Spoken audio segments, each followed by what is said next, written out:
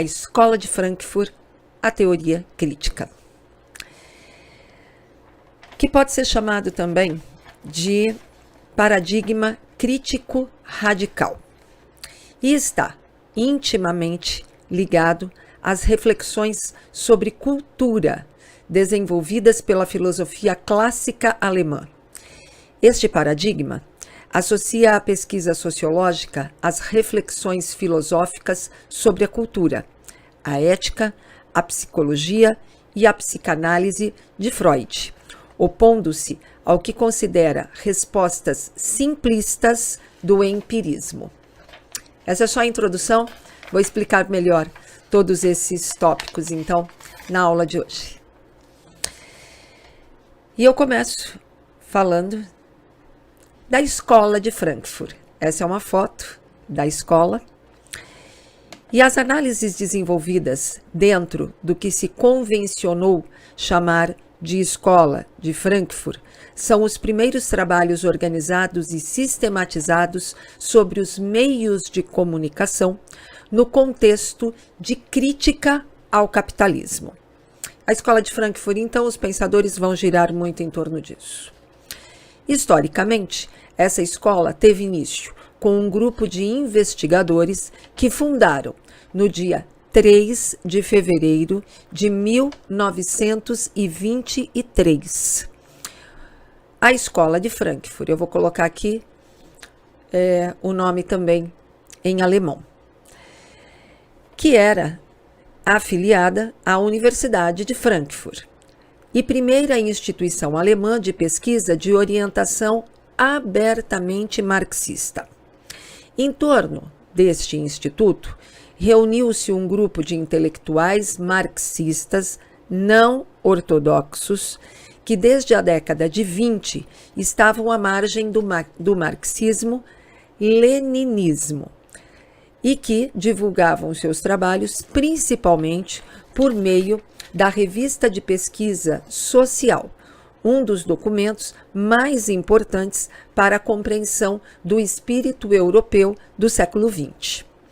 Com a ascensão ao poder na Alemanha do nacional-socialismo em 1933, o Instituto de Pesquisas Sociais de Frankfurt foi obrigado a transferir-se para Genebra, depois para Paris e, finalmente, para Nova York, onde seus pesquisadores tentaram, sem sucesso, desenvolver pesquisas em colaboração com grandes nomes das pesquisas em comunicação de massa americanas. Nesta cidade, a revista passou a ser publicada com um título de Estudos de Filosofia e Ciências Sociais. Com a vitória dos aliados na Segunda Guerra Mundial, os principais diretores da revista puderam voltar para a Alemanha e reorganizar o Instituto em 1950. O pensamento deste grupo deve ser compreendido a partir do seu vínculo com a tradição da esquerda alemã. De fato, inicialmente, os pesquisadores deste grupo não tinham vínculos diretos com a comunicação. Em uma primeira fase de seus trabalhos, o objeto de estudo dos frankfurtianos era a economia capitalista e a história do movimento operário. A partir de 1930, no entanto, a pesquisa tomou novos rumos, abordando a crescente importância dos fenômenos de mídia e da cultura na formação de um modo de vida contemporâneo. Entre os elementos vinculados ao grupo de Frankfurt, destacavam-se os nomes de Walter Benjamin, Theodor Adorno, Marx Horkheimer, Herbert Marcuse e também Jürgen Habermas. Esses autores formaram um grupo mais coeso e em suas obras encontra-se um pensamento dotado de maior unidade teórica. Vejam bem que eu disse que, em um primeiro momento, não era exatamente ligado à comunicação. Até porque os teóricos da escola de Frankfurt vinham de outras ciências. Adorno, Horkheimer, Habermas, Benjamin eram filósofos e Marcuse era sociólogo. Devemos lembrar que os pesquisadores da escola eram cientistas de outras áreas sociais, então, e não exatamente da comunicação, porque ainda a gente não tinha sacramentada a ciência da comunicação. Mas perceberam que aquilo que estava causando uma nova ordem social estava ligado à mídia. Isto era um fenômeno da sociedade. Se vocês assistirem às minhas aulas anteriores, vão perceber que o tempo todo eu sempre reforço a ideia de que os estudos da comunicação, as teorias da comunicação, elas estão intimamente ligadas a fenômenos comunicacionais. Então, os estudos da comunicação estão sempre atrelados à própria sociedade. E o que aconteceu com estes pesquisadores, que eram filósofos, sociólogos, foi compreender que havia uma nova efervescência social e que alguma coisa estava causando esta efervescência. E qual era, então, a novidade social naquele momento? O despontar da mídia. Então, é esta relação que a gente tem que ter bem fortemente, porque as teorias não surgem do nada. As teorias surgem para explicar fenômenos. E isto é importante a gente compreender que na escola de Frankfurt, vocês vão ver intimamente relacionada à Segunda Guerra Mundial, mas, sobretudo, o uso da comunicação também pela guerra. O grupo desenvolveu uma atitude teórica de crítica à ótica puramente economicista, buscando uma reflexão crítica sobre os principais aspectos da economia, da sociedade e da cultura, na tentativa de fundir o comportamento crítico nos confrontos com a ciência e com a cultura, com base na proposta política de reorganização nacional da sociedade e da superação da crise da razão. Vejam que eu cito, intimamente ligada à ideia da escola de Frankfurt, a própria ideia política. Mas o que era, na verdade, essa crise da razão? Dentro da filosofia moderna, havia-se o entendimento de que a razão científica era a chave para todas as respostas em relação aos fenômenos naturais e sociais. Entretanto, com o advento da Primeira e também o advento da Segunda Guerra Mundial, do avanço da tecnologia e da ciência, a forma de pensar e obter respostas, obviamente, foram mudando. Não havia mais a certeza absoluta sobre um determinado assunto, isto é, crise da razão. Resumidamente, então, a crise da razão foi a mudança na forma de pensar científica e na divergência de pensamentos filosóficos da segunda metade do século XX. A razão é capaz de gerar progresso, contudo, as ciências, a indústria e a tecnologia do século XX foram usadas para a guerra. Deixa eu voltar. O que se pensava? Tudo aquilo que foi construído para o bem da humanidade, para o bem social, para transformar a vida da sociedade melhor, em um dado momento percebeu-se que foi utilizado para as guerras. E aquilo causou um desconforto. e levou-se também a uma reflexão sobre aquilo que a razão trazia, sobre aquilo que a ciência trazia. Para as pessoas, quanto mais racionalidade, melhor seria a sociedade. Só que o que se comprovou é que a inteligência não estava necessariamente sendo usada somente para o bem. Tampouco estava sendo usada somente para deixar a vida do ser humano melhor. Isto foi crise da razão.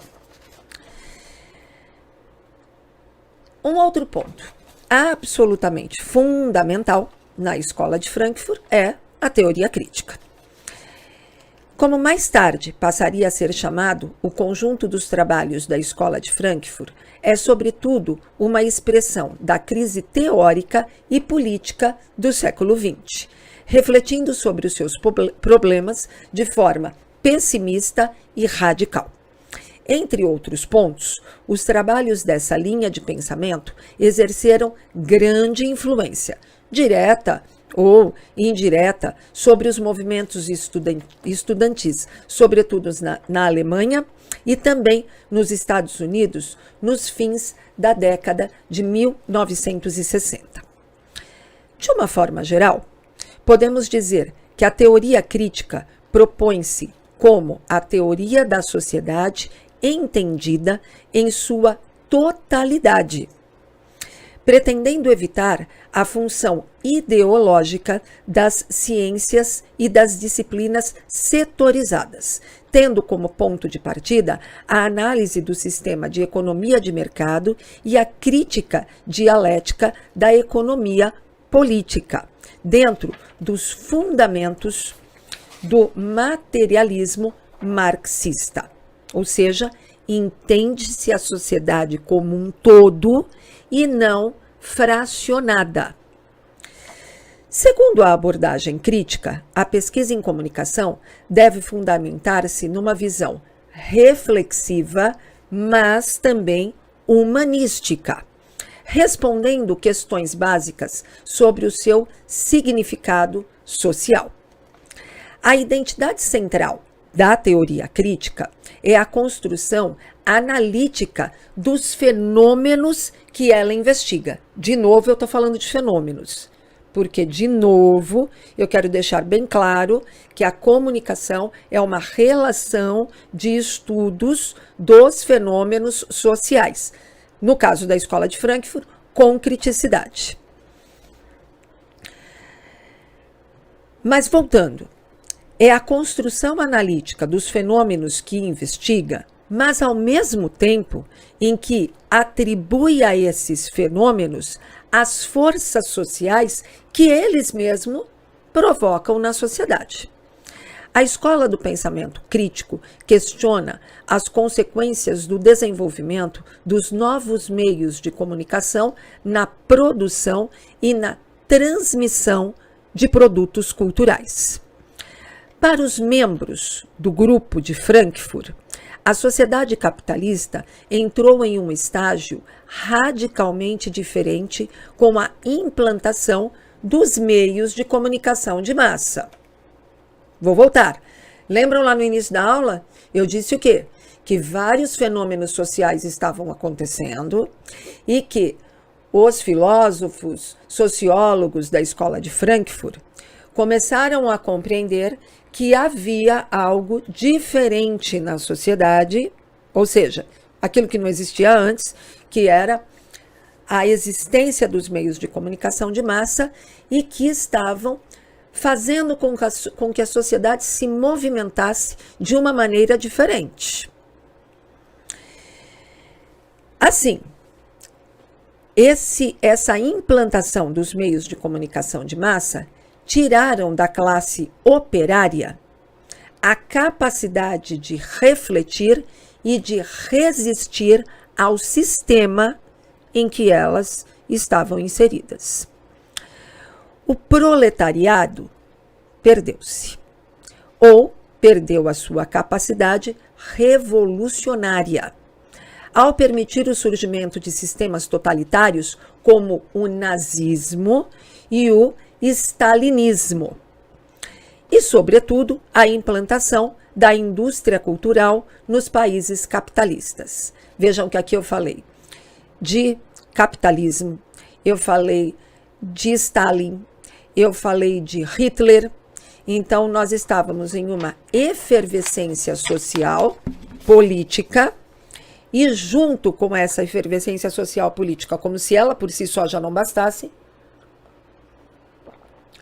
a sociedade começa a experienciar uma vida com os meios de comunicação de massa. O indivíduo é considerado apenas como empregado e consumidor. E desta forma, a própria humanidade é reduzida às condições que representam os interesses da ideologia dominante. A lógica do capital e da indústria cultural forma um só bloco. A indústria cultural traz em seu bojo todos os elementos característicos do mundo industrial moderno e nele exerce um papel específico. É a portadora da ideologia dominante, que é a própria justificativa e razão de ser do próprio sistema.